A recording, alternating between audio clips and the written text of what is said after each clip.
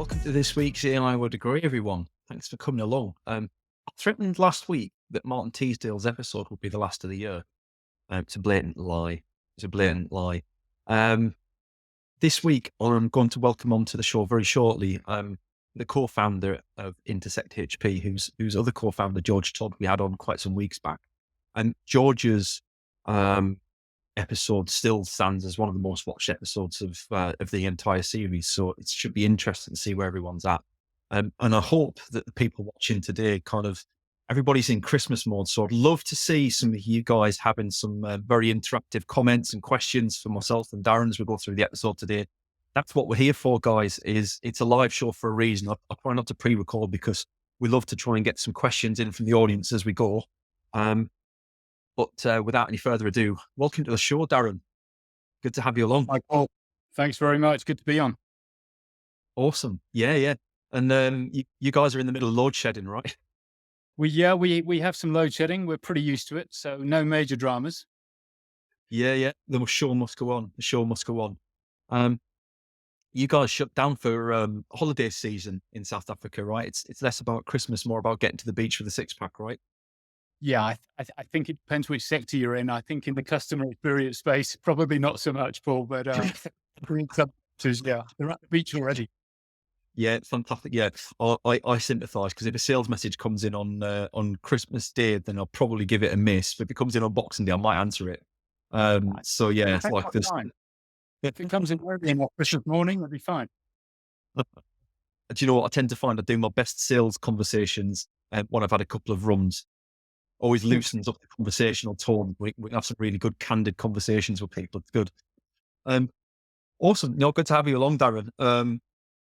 How are things going at Intersect? Because I think the last I spoke to George, you guys were just kind of launching. How's that launch gone?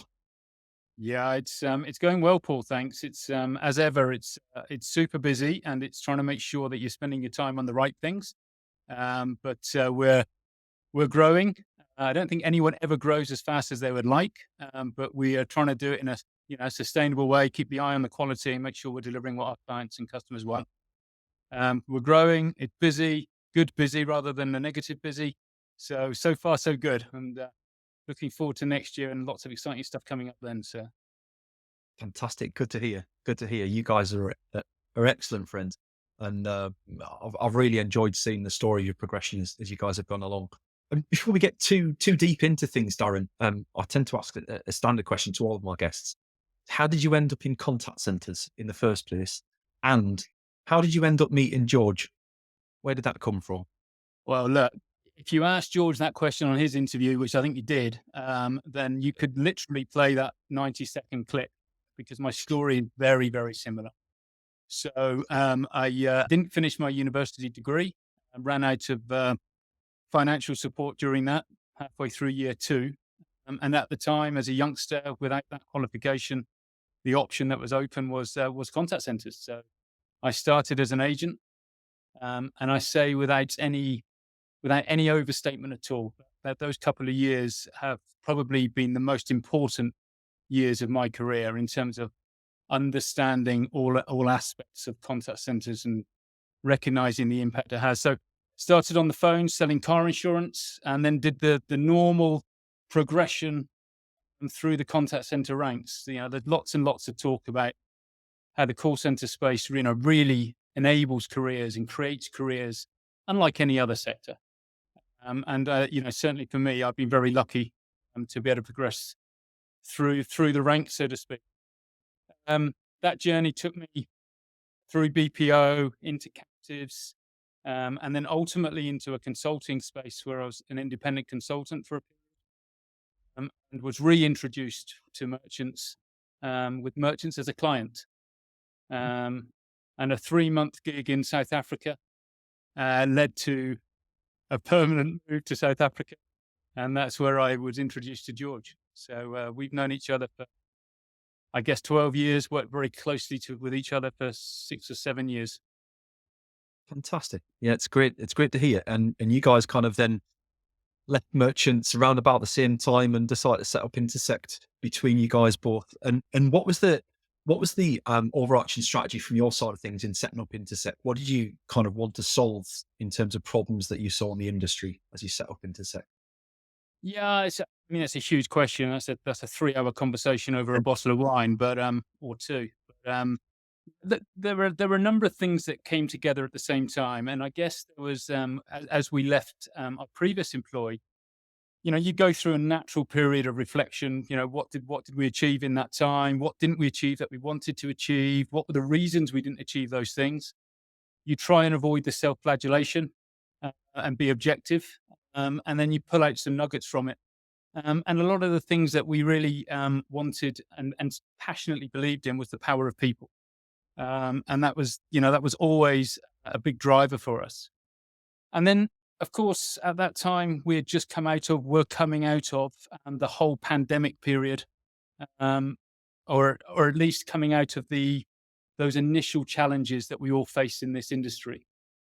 Um, and we recognized that the whole work from home model was a challenge, and it wasn't a technology challenge.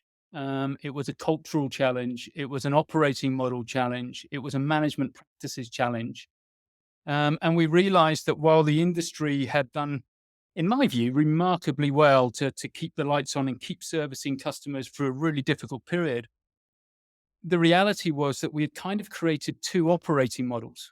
We had maintained our bricks and mortar operating model, and then we tried to create a work from home model. So when we put those two things together, we wanted to design what we described as a post pandemic operating model, a single operating model with the underlying operating practices, processes, structures, technology infrastructure, culture, et cetera. That single model that could apply in a bricks and mortar environment, a hybrid environment, or a work from home environment. And we described that not uniquely, but we described that as a work from anywhere model. So that was the real driver. That's interesting, and it's refreshing to hear somebody kind of stop segregating now the whole on-site work from home hybrid working. I'm sick of having to put those forward slashes into every post that I write to kind of make sure everybody's on board with what I'm talking about. And you've described it very succinctly there in terms of it's no longer a decision as to which operating model you work with. It should just be this is how this particular person or team works, and this is how we're going to respond to that situation and treat them like any other team. And that's a really cool um, strategy to have in order to like. I know one of the big things that you guys are big on is attracting the right talent and then retaining it, right? Yeah, Um, it's critical. In the BPO space, your biggest avoidable cost is attrition, right? It's that. So if you can retain people, then not only do you reduce your cost, but you also enhance and improve the level of service that the end customer is getting, and therefore your clients are happier, and it becomes a virtuous circle. And so yeah, that's a critical component for us. Fantastic. And I think, it's rare, like I've probably only spoken to maybe half a dozen outsourcers and BPOs globally that have been able to tell me how they're different in their space, like in a way that was easy to understand, in a way that didn't take them ages to get there. And you guys are definitely one of those sort of differentiated players in that space that I see. It's very clear to me why a client would choose you guys over some of the competition out there. And I think, to be fair, it's a very hard to attract that differentiation in that space because kind of everybody talks about a lot of the similar things and a lot of the proofs in the pudding, right? So that's got to have been tough to start out again from scratch, despite your background for you and George, to start out from scratch with nothing to really speak to achievements with a brand new business. Um, that sounds like it's been a tough journey. It's certainly not an easy journey, and if it was, then everybody would do it, right? I mean, we very quickly realized that if we were going to do our own thing, then we had one of two options. We either took the "we can do it better" model, and if you replace better with more efficient, then that's the standard approach. Normally, when people move out of whatever industry it is and do their own thing, then they're looking to drive efficiencies because they've lived in a world where they understand all the waste in the system and they have a view on how they can remove that waste. Our view was that was kind of the risk was that you were joining a race to zero type market. And so the other option was to do it different. And within different was better. But that better in that context wasn't just more efficiently. It was more than that. So it was tough to start from scratch, but there are also major advantages because you have no legacy. You don't have any legacy technology infrastructure that you need to replace or integrate with. You don't have any legacy culture. You don't have any legacy operating practices, et cetera, et cetera. So you can create from scratch, which is a challenge, but it's a very different challenge from trying to turn something around and keep the lights on at the same time. One of our old bosses used to call it climbing two mountains at the same time. That's difficult. It is, but it's good to see that the hard work is finally paying off for you guys. Thank you. I get, I think back to the very first conversation I had with George. It was refreshing just how genuine and honest and transparent he was, compared with some of the conversations I was having with other people. So it was refreshing just to have somebody be really, really candid, with no reason. Like, there was no relationship between us at that point. There was no reason for him to be as trusting and as forthcoming as he was. And I think that speaks volumes to you guys both. And in terms of roles between yourself and George, I'd imagine you've both been there and done merchants, which is a huge business to be being part of. And what's your kind of niche role alongside George at Intersect? What separates you both? Well, the thing that separates us most is what needs to be done at the time and who's best placed to do it. So we have a number of overlapping, I guess, areas of expertise, and where there are specialisms, we divide and conquer in that way. So, people who know me will know that I'm a big fan of Excel and all things numbers. So, I'll naturally lean in that direction. George is super strategic and super visionary. So, where that's required, then we lean in that direction. But in the main, our roles are co-founders. So we haven't subdivided between CEO and COO. We work together on pretty much everything that's critical. And then we divide and conquer at the right time.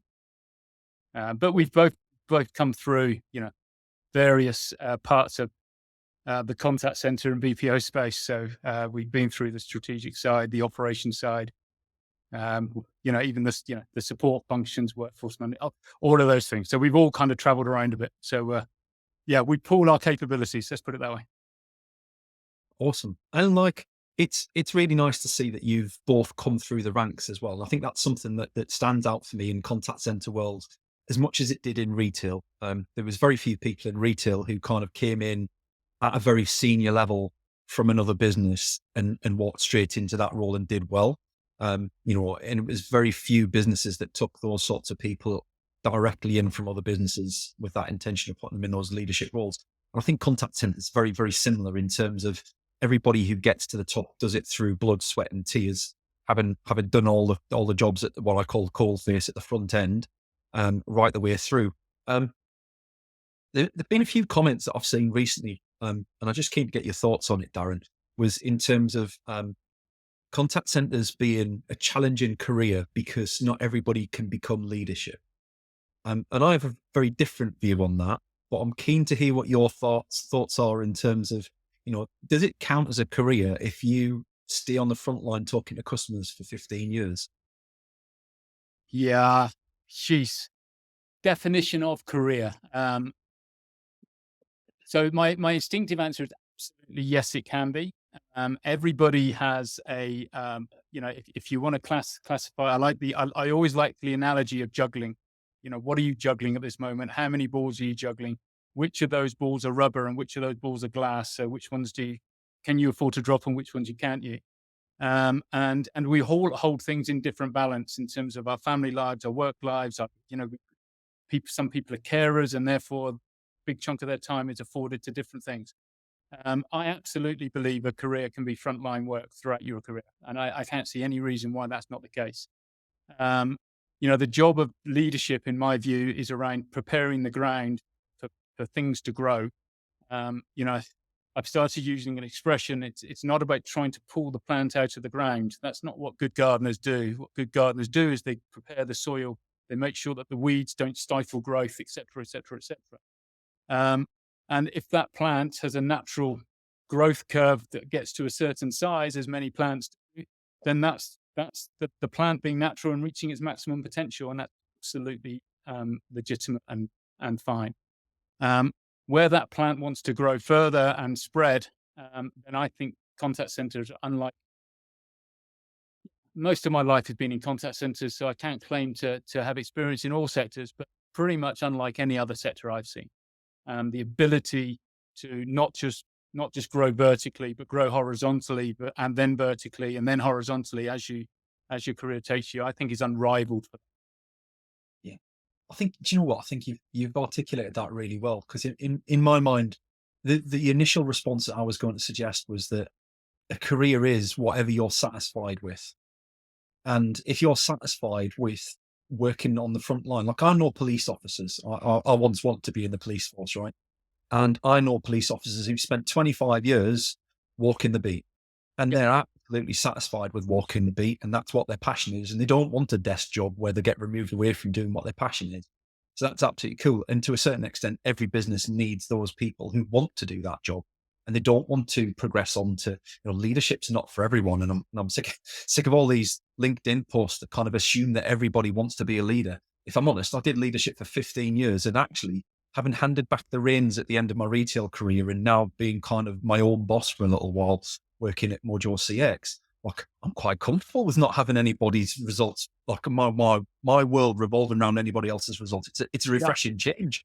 Like I'm kind of pleased I took that step back, because it's given me a breather. Which kind of leads into the other thing that you alluded to there, is like it's not a, just because somebody doesn't want to progress right now doesn't mean they won't want to progress when things change at home and their lifestyle changes and their family grow up and things like that. And I think probably the danger a lot of people get into is they end up being pigeonholed by their leadership team as being a certain type of person. Yep. And those desires change and nobody notices, because nobody's then asking those questions consistently. Um, is that something that you guys have seen, like in your career, in terms of, do you see that happening quite often? Like, do people get kind of left behind? And is that what drives a lot of the churn in the business, do you think? I definitely think there's an element of that, Paul. I think, especially in the BPO side of CX, it's pretty high pressure, it's pretty high velocity, and you need to move very quickly. So by default, I think there's a tendency, or can be a tendency, to try and manage by exception. So where are my amber lights? And I'll go and fix my amber lights.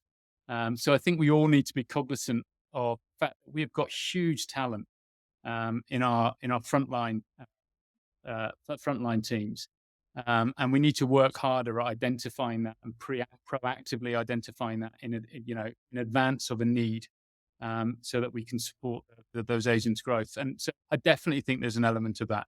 We're very, very focused on outcomes and focused on performance, and we're driving performance cultures and all of those great words. But whenever we talk about those buzzwords, we need to recognize there is a flip side. And if and the flip side is sometimes you can leave some of the other components behind. And please, be absolutely assured, I am not suggesting in any way that that's easy, because it's not.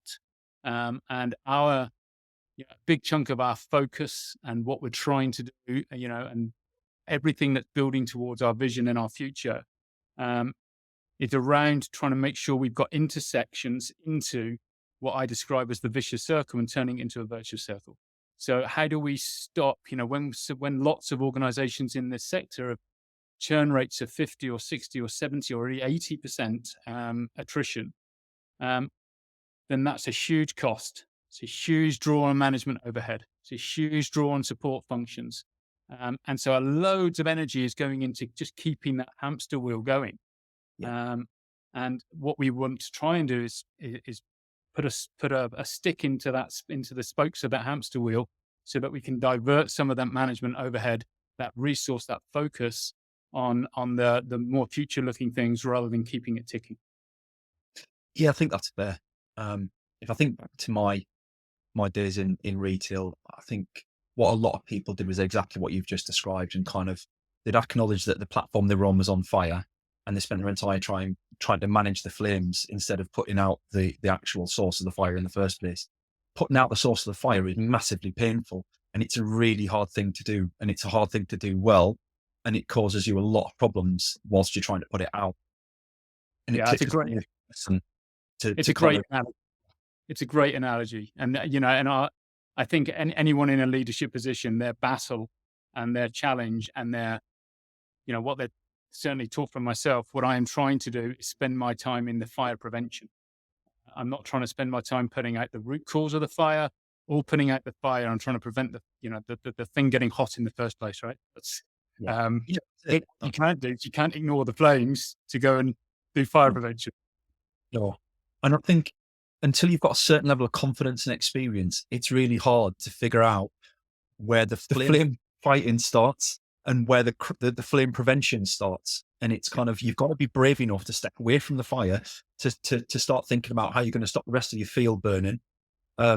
You've got to learn that almost by trial and error. And I think that for me is the key to a lot of business success is acknowledging where your leaders and your frontline leaders are at and supporting them properly.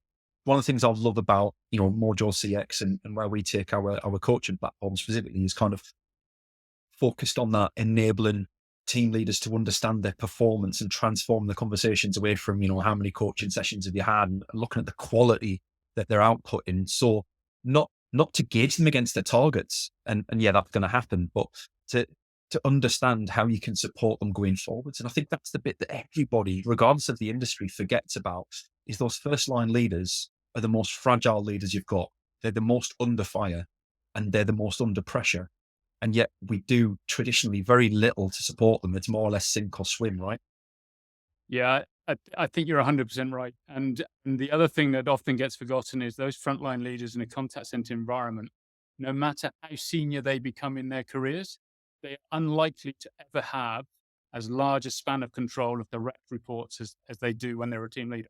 So it's their first leadership role, and they have the largest span of control that they'll have in their careers. That's a staggering thing to consider.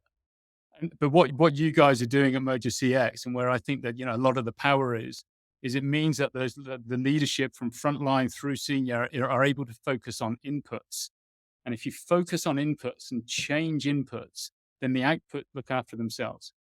And the analogy I often use is telling a scrum half to be a better scrum half isn't coaching.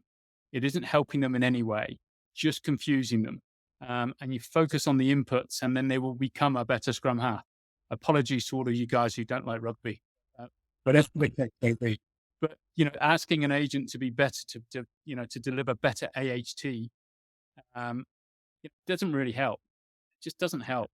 And if you're focusing on an agent's questioning techniques, conversational skills, rapport building capability, how to get to the nub of a problem quickly but efficiently, those are inputs that the agent can then do something with, and that will drive an act. Yeah. And I think for me, it's important to be able to get to the source of those inputs for the coaching session. And I've been a leader in a few different environments, but never in a contact center environment. I once started training to be a team leader, and my missus took exception. She wasn't my missus then, but she still took exception. So that's why we got married, because we realized that exception was where we wanted to go with things. But yeah, I think, where was I going to go with that? I think for me, having that control over the inputs so that you can fully understand. If I wanted to monitor how my team were doing in a retail environment, I can go and watch them. And to a certain extent, you can do that in a contact center environment, but you don't see every iteration. Like retail's a lot more repeatable. You're putting stock out on shelves, you're serving on a till, you're dealing with conversations that go on. That's fairly repeatable. And if I could see that happen over a few things, I'll get the gist of how that person operates. Contact center is very different because it very much depends on the customer you've got on the phone or on live chat or whatever. And for me, unless you can break down and review specific contact types and certain indicators on those pots of indicators in calls, I don't understand how you can effectively coach someone. And I think that's a big part of where the problem has been, is that technology has been too expensive. And it just meant that the insights that are available for team leaders, coaches, QAs, whoever, to talk to the agents, it's setting themselves up for failure because they're opening themselves up for a rebuttal. Because all the agent has to do is go, well, that's fair, but I don't respond like that all the time. And where are you going to go with that? There's nowhere to go with it. Like, unless you've happened to have listened to 2 or 3 calls where you've caught them doing that thing, like, you've got no comeback on that. And so there's no real pressure on the agent to change their performance. Whereas if you can say, well, look, I've listened to 10 complaints this week, and you do this one thing that's really annoying your customers, probably don't even realize you're doing it. Right. Okay. And now can we put that into our training pack so that our new agents don't have to go through this conversation? Like, and obviously I'm biased, but like, for me, I think that is something that just needs to change in the industry, because like that's the way forward. Look, I think there's huge value in leadership listening to live calls and seeing the entire experience, but it's part of an overall solution. Mm. And I think for decades, we've relied on these samples. And anybody with any background in statistics or probabilities or anything of that sort will tell you most of those sample sizes mean that your outcome is statistically unviable. It's certainly, indisputably, at an agent level, it's not statistically viable. So the ability to be able to provide that analysis across a much broader range of contacts and be able to do the analytics behind that, I think what you guys are doing, just absolutely helps with that and helps to direct where the energy needs to be. Numbers are fantastic. Numbers don't, they very rarely tell you the whole story. They tell you where you need to go and dig and scratch and understand in more detail. And I certainly think that's, part of what you guys are really able to offer. Awesome. So, like, I guess we've touched on your history. We've touched on a little bit of where Intersect have been. Where do you see opportunities going for the coming year? I know it's kind of hard. Like, it's been a tough year. You've got the cost of living crisis going on globally. Let's be honest. It's not just here in the UK that the people think that thing's happening in the UK. It's not global. Um, is that pushing a lot of opportunities out to South Africa, do you think? Because South Africa has already been a choice of destination for BPO world anyway. Do you think that's accelerating now? Yeah, look, it's certainly accelerating. It's accelerating in terms of those clients that want to provide services to their customers from South Africa, and of course that means that it's also getting the attention of some of the tier one BPO players that haven't had a presence in South Africa up to this point. So yeah, there's a big spotlight on South Africa, and my hope and my belief is that South Africa will make its name for itself, if it hasn't already, and I think it has, more globally, as not just another lower cost destination. It's not just another opportunity to drive labor arbitrage. It is an opportunity to get onshore performance for offshore prices. That sounded a bit cliche, didn't it? But yeah, I think if we can create a name for ourselves in that way, then that will be hugely beneficial to South Africa. And we all know that we have a huge labour um, pool of amazing talent, and unlike many of the traditional offshore destinations, pool of labour talent speak English as their might not be their first language, but their natural language outside of the home, even if it's not inside of the home. So, whereas in lots of those traditional places, the only time I speak English is when I'm in the contact center. And that's not the case in South Africa. Because we have 11 official languages, lots of people communicate in English day to day, in all across what they do. So we've got this huge labor pool of fantastic talent, um, with a culture of wanting to help, and wanting to do things for a purpose, which is hugely important. And unfortunately, alongside that, we've got a youth unemployment rate of 50%. So, pulling all of those things together, we've got a huge opportunity to provide fantastic onshore performance. And as I say, you do get the benefits of labor arbitrage with that. Shouldn't be the sole reason for looking at South Africa. From an Intersect perspective, we absolutely want to be, part of that and driving that and supporting and really focusing on those relationships where customer experience is perceived as critical, and it's not just a cost play. It's about customer experience and how customer experience impacts the top line performance of a business. It impacts the bottom line performance of the business, and therefore that's a critical component of the strategy. And that's where we want to play. Fantastic. What a great end to the show and closing out the year for us here on AI, I would agree, Darren. So you're the last guest of the year, contrary to what I said to Martin Teasdale last week. I just brought in him up. Yeah, it's been fantastic to have you on the show, Darren. I've been quite keen on getting you on ever since I had George on the show as well.